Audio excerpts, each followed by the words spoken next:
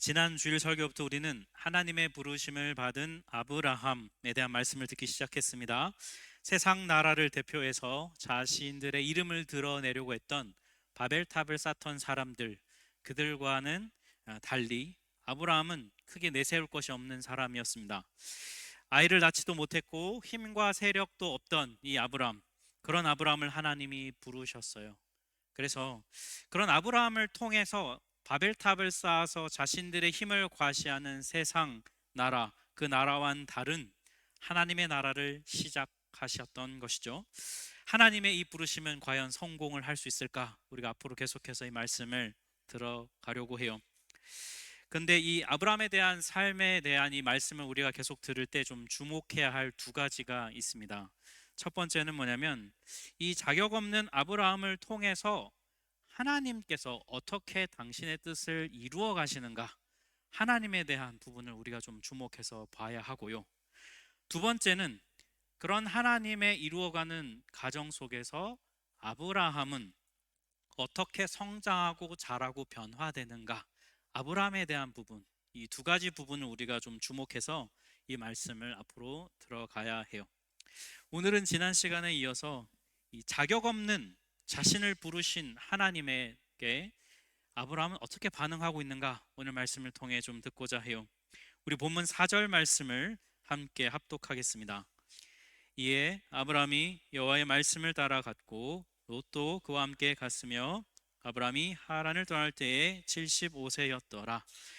말씀을 따라갔다 이렇게 되어 있는데 원문의 의미를 보면 말씀하신 대로 떠났다 이렇게 되어 있어요. 그러니까 본문 앞에 창세기 12장 1절에서 하나님께서 너는 너의 본토 친척 아버지 집을 떠나라 라고 말씀하신 대로 아브라함이 떠났다 이렇게 표현이 되어 있습니다. 그러니까 성경 저자가 강조하고 싶은 것은 하나님 말씀하신 그대로 순종했다는 걸 강조하고 싶은 거죠. 아브라함의 이 순종은 좀 우리로 하여금 당황스럽게 하는 면이 있어요. 왜냐하면 하나님이 너 이사 가라 해서 이사를 갔다는 거거든요. 아브라함이 하나님의 말씀대로 순종하기에는 아브라함이 좀 생각해 봐야 될 게 굉장히 많이 있어요. 제일 첫 번째는 그가 자녀를 낳지 못하는 사람이라는 것입니다. 우리 지난 시간에 이미 봤잖아요.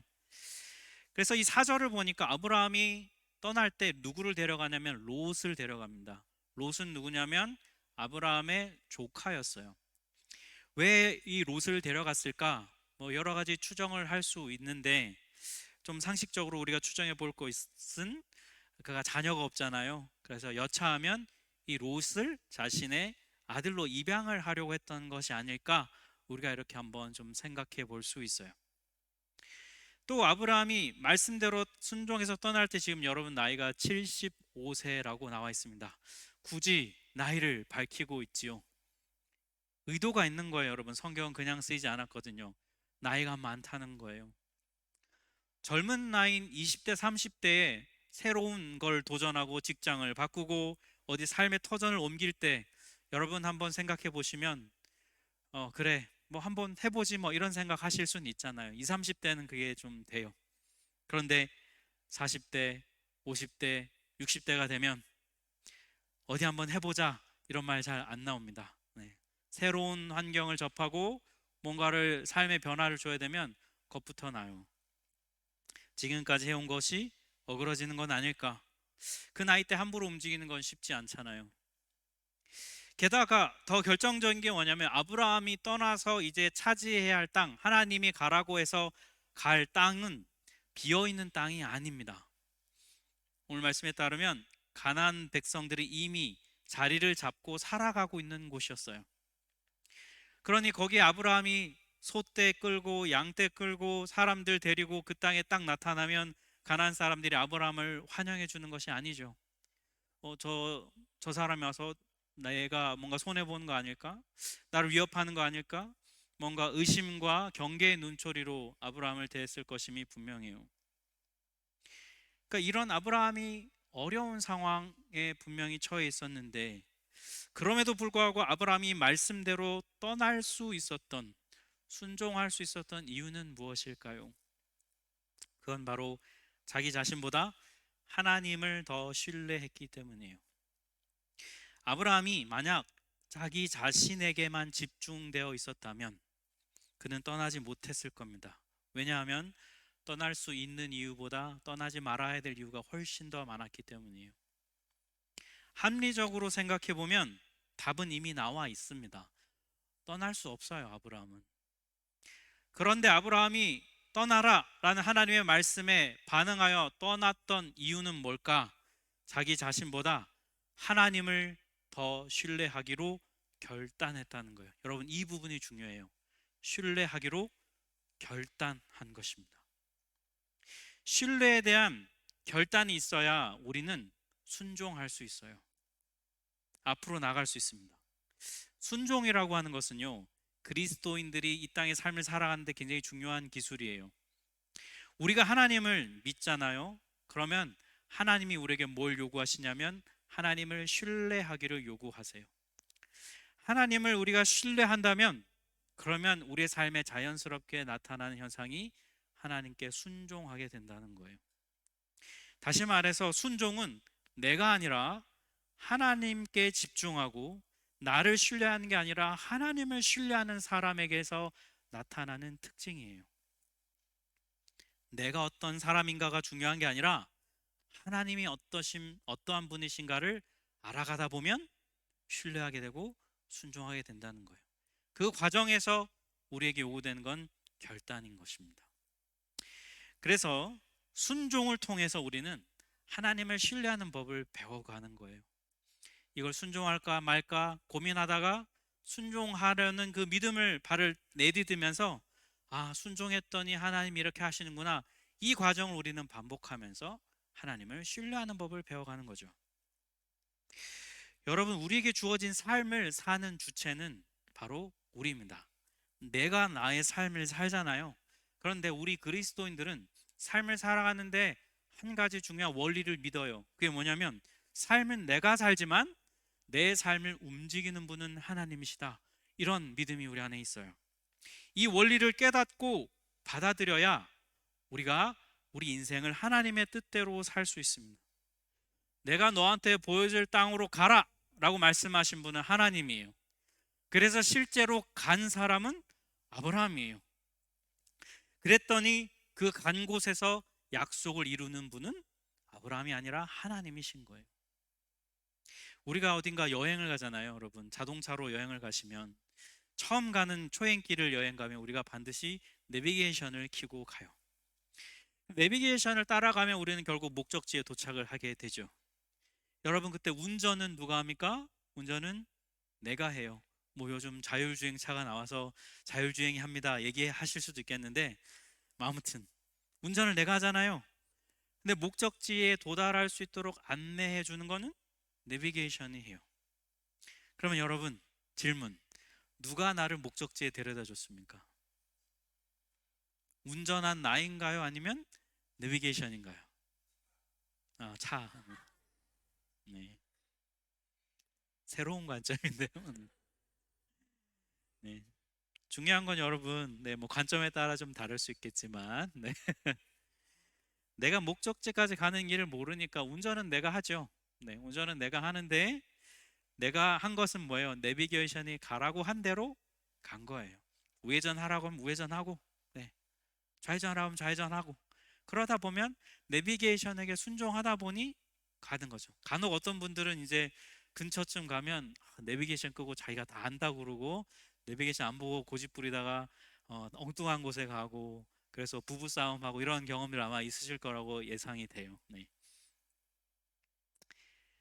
이런 원리입니다, 여러분. 우리가 인생을 살잖아요. 마치 인생을 살 때 내가 내 삶을 다 살아내는 것처럼 우리는 살아요.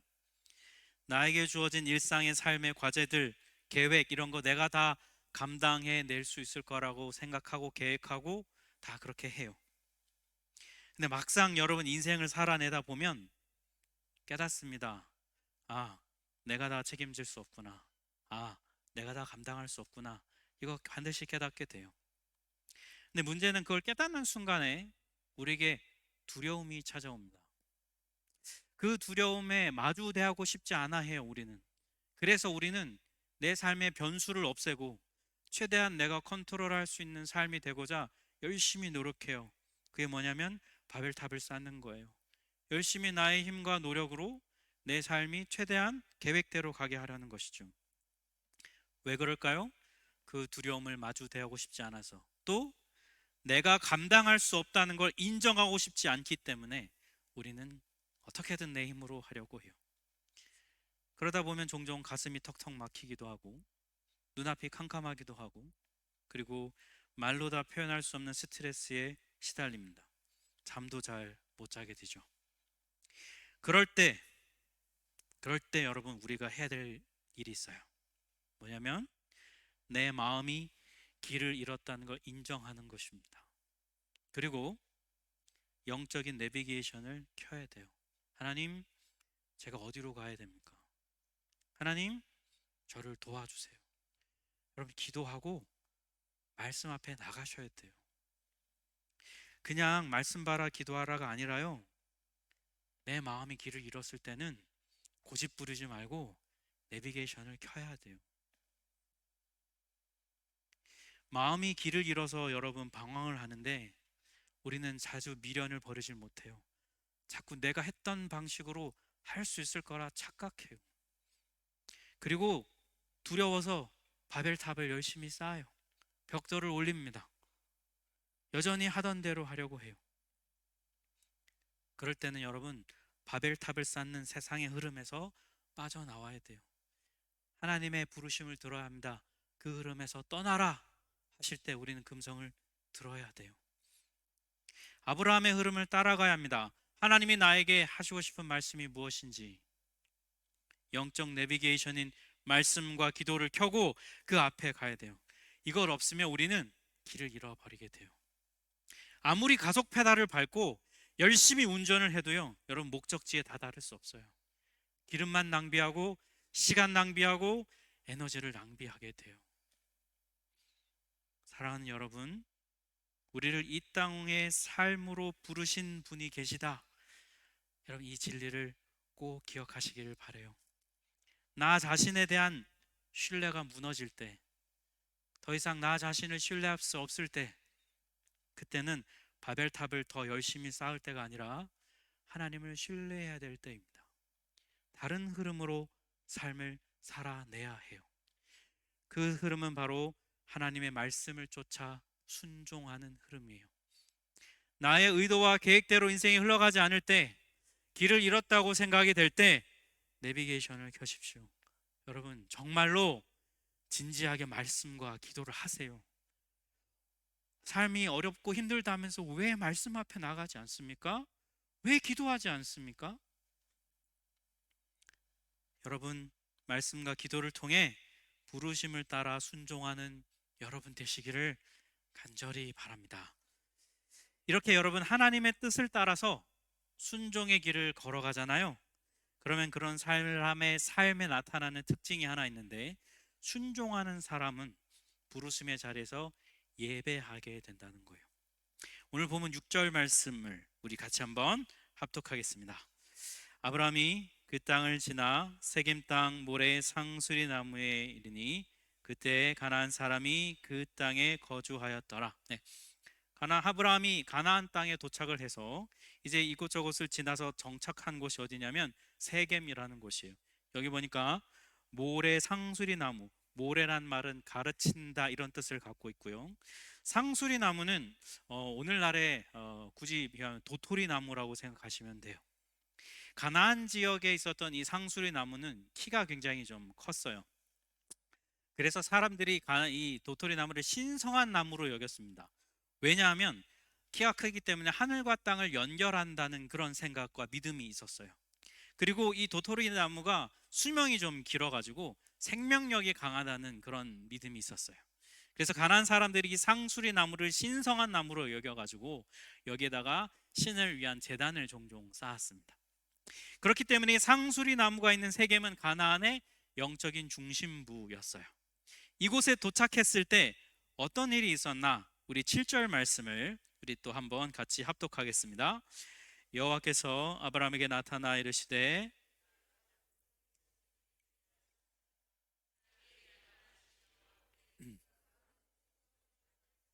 네, 가나안의 심장부와 같은 곳에서 하나님이 아브라함에게 나타나셨어요. 한 번 더 말씀해 주십니다. 내가 이 땅을 내 자손에게 주리라. 내가 저번에 너한테 했던 그 약속 내가 반드시 지킨다. 걱정하지 마라. 이렇게 말씀해 주시는 거예요. 하나님이 다시 재확인시켜 주시는 겁니다. 그러니까 이건 뭐냐면 하나님이 아브라함을 위로해 주고 계신 거예요. 하나님은요, 순종하는 사람을 위로하세요. 그래서 순종의 길을 계속해서 꾸준하게 걸어갈 수 있도록 도와주세요. 아마 아브라함이 그랬을 거예요. 말씀을 쫓아서 가나안 땅에 들어왔어요. 근데 사람들의 경계심, 사람들의 의심, 사람들의 위협, 이런 것 때문에 마음이 많이 위축돼 있었을 거예요. 그런 아브라함에게 하나님은 다시 그분의 약속을 확인시켜 주시면서 위로하시는 거예요. 아브라함아, 너 잘하고 있어. 여기가 맞아. 그래, 너가 가는 방향이 맞는 거야. 계속해서 이 길을 가. 라고 위로해 주시는 거예요. 이런 하나님의 위로에 아브라함이 어떻게 반응을 했습니까? 하나님께 제단을 쌓았어요. 제단을 쌓는다는 것은 예배한다는 것입니다. 예배한다는 것은 뭐냐면 하나님을 높이는 거예요. 아브라함은 자신을 이곳까지 인도하신 하나님, 그분이 바로 나를 인도하시는 분이 하나님이시다, 이거를 그가 인정하고 고백하는 거예요. 하나님이 내 삶의 인도자이고 주님이시다, 이걸 고백하는 게 바로 예배하는 겁니다. 세겜 땅 가나안의 우상 숭배 제단으로 가장 유명한 그곳에서 아브라함은 하나님을 예배하고 있는 거예요. 그리고 그는 그곳에 좀 있다가 또 다른 곳으로 그가 이동을 해요. 8절과 9절을 보니까 거기서 베델 동쪽 산으로 옮겨서 장막을 치니 서쪽은 베델이요 동쪽은 아이라. 그가 그곳에서 여호와께 제단을 쌓고 여호와 이름을 부르더니 점점 남방으로 옮겼더라. 여기 베델과 아이는 이 당시 가나안의 또 중요한 도시들입니다. 아브라함은 그 사이에 장막을 치고 거기서도 제단을 쌓고 예배했어요. 그러니까 아브라함은 가는 곳마다 그가 하나님이 나의 삶의 주인 되신다는 걸 계속해서 고백하는 행위를 하고 있는 거예요. 그리고 점점 남방으로 옮겨갔다고 얘기합니다. 남방은 본래 그 원어의 의미를 보면 네겝이라는 단어인데, 네겝은 건조한 땅, 이런 뜻이에요. 가나안 땅의 가장 남쪽 경계에 있는 지역인데 여기는 비도 잘 오지 않아서 농사를 짓거나 목축하기 좀 어려운 곳입니다. 그러니까 지금 무슨 뜻이냐면 아브라함이 가나안 땅의 가장 북쪽 경계에서부터 시작해서 가장 최난단인 남쪽 경계까지 그가 쭉 나아갔다, 이런 뜻이에요. 이건 상징적인 의미가 있어요. 하나님께서 아브라함에게 내가 너한테 주리라 한 그 가나안 땅을 아브라함이 저 위쪽부터 끝까지 다 다녔다는 것입니다.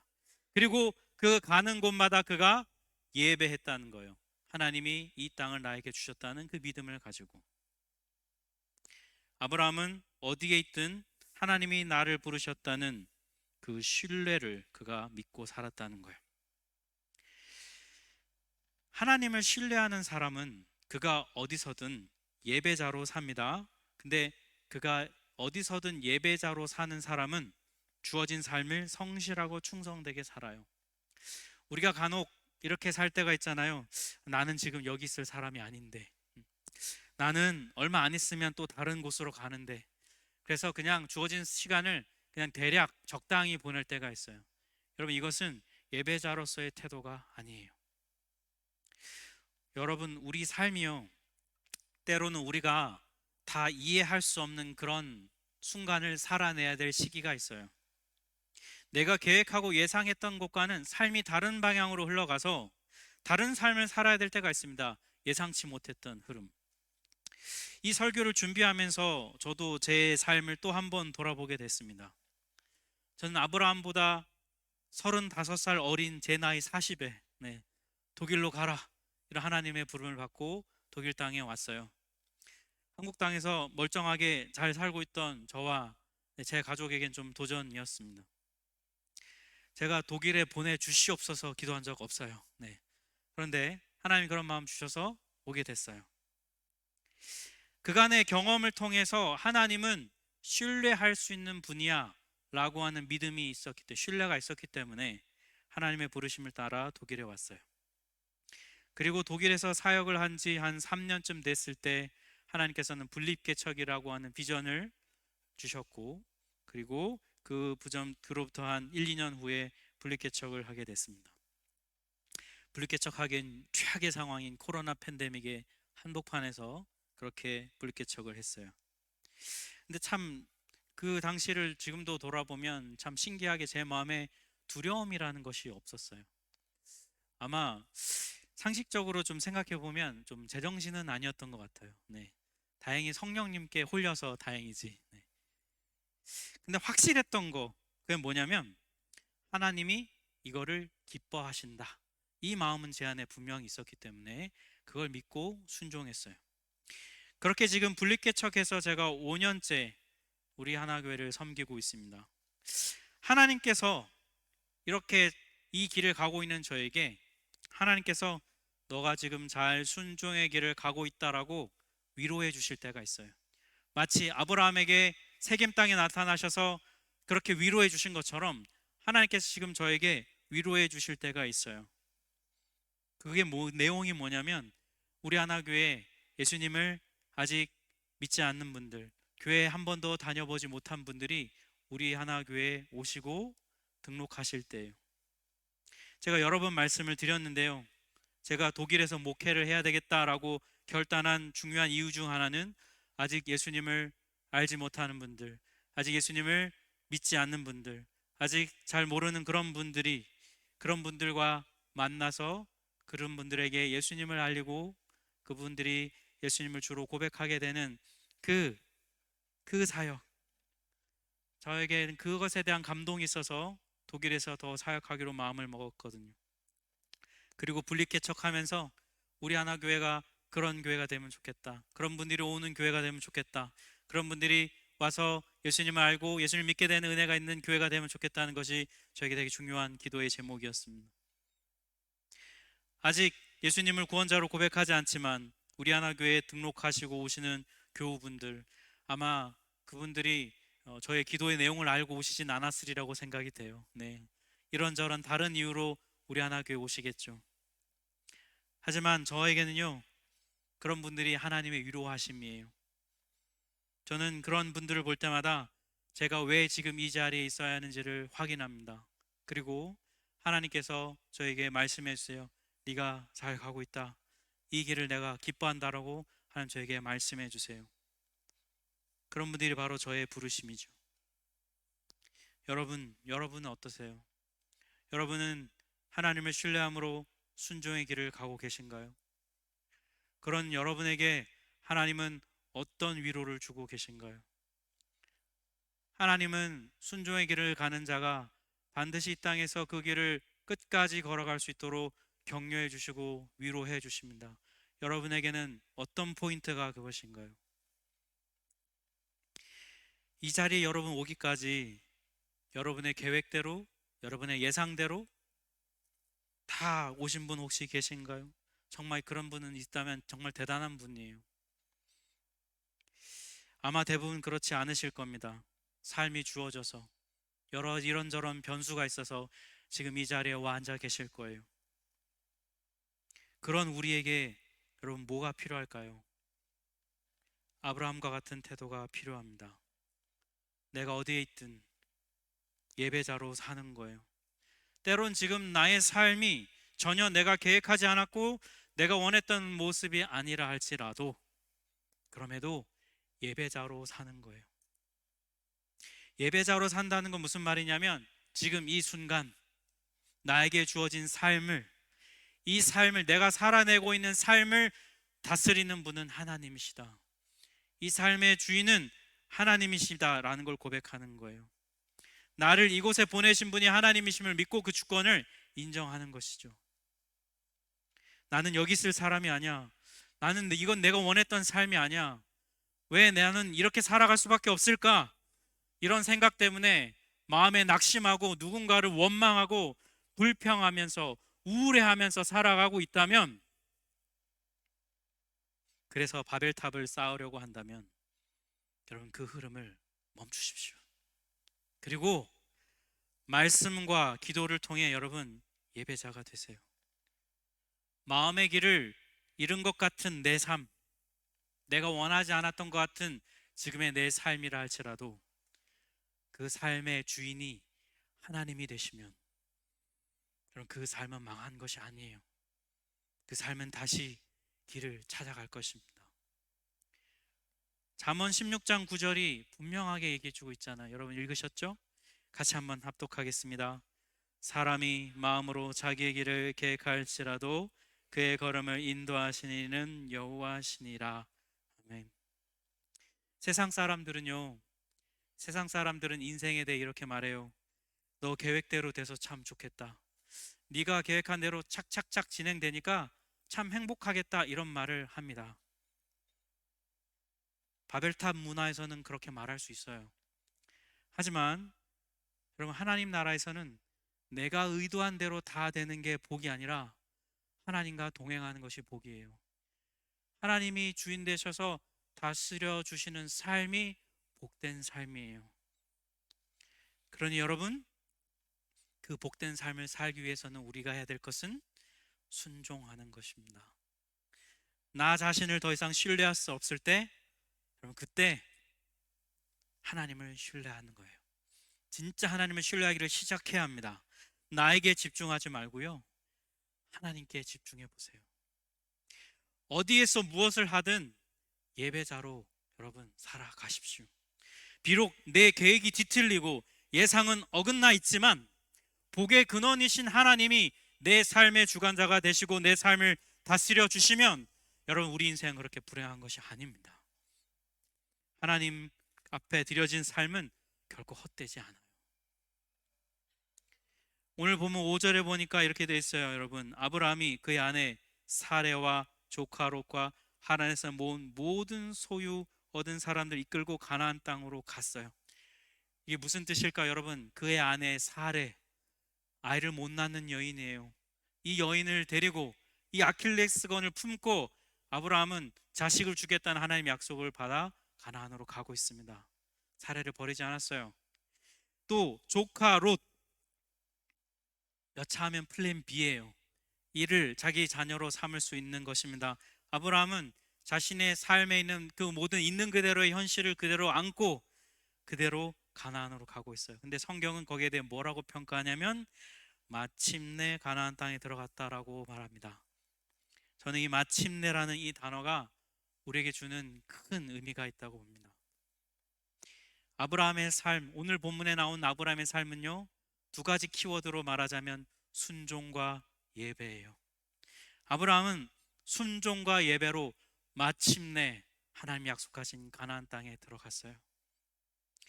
우리의 삶도 이와 같기를 바랍니다. 여러분의 인생 속에서 2025년을 뭐라고 기억할 수 있을까? 이 말씀대로 마침내 순종의 자리로 나아갔더라. 마침내 하나님을 신뢰하기 시작했더라. 마침내 그가 예배자로서의 삶을 살았더라. 2025년이 여러분에게 이런 삶이 되기를 바랍니다. 그래서 자람이 있는 여러분 삶 되시기를 주님의 이름으로 축복합니다. 함께 우리 찬양하겠습니다.